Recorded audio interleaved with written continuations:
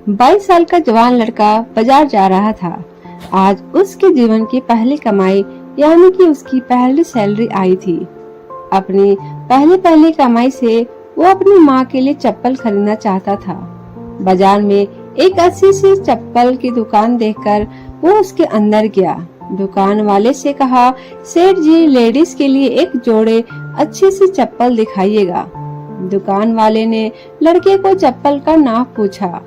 लड़के ने कहा उसे पैरों का नाप तो नहीं पता, लेकिन उसके पास उसके माँ के पैरों की एक आकृति है, और पूछा कि क्या वह इस आकृति को देखकर उसके हिसाब से सही चप्पल की जोड़े दे सकते हैं या नहीं।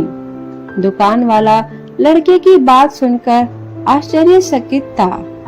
दुकान वाले ने कहा कि हमने कभी भी इस तरह आकृति के हिसाब से चप्पल नहीं बेची है, और भला कोई आकृति दिखाकर चप्पल क्यों खरीदेगा।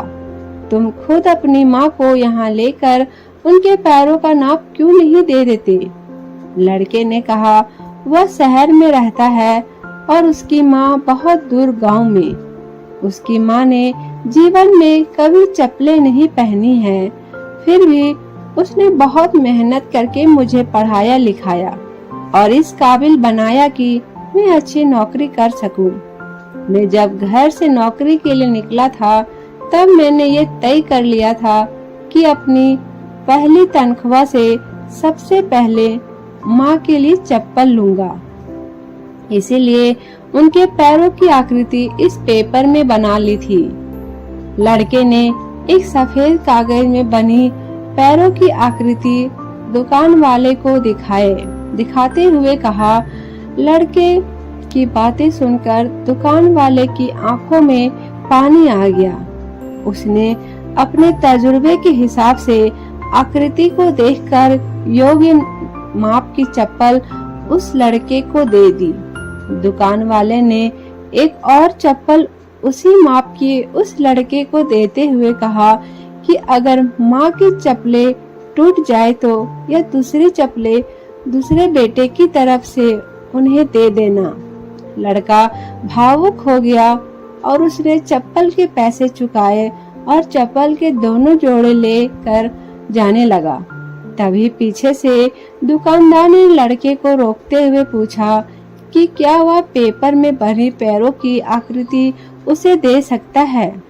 लड़के ने दुकानदार को अपनी माँ के पैरों की आकृति बनी वह पेपर दिया और वहां से चला गया।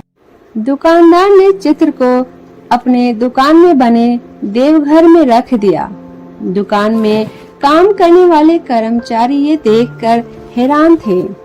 उन्होंने दुकानदार से पूछा, उन्होंने किसी महिला के पैरों की आकृति को भगवान के मंदिर में क्यों रखा।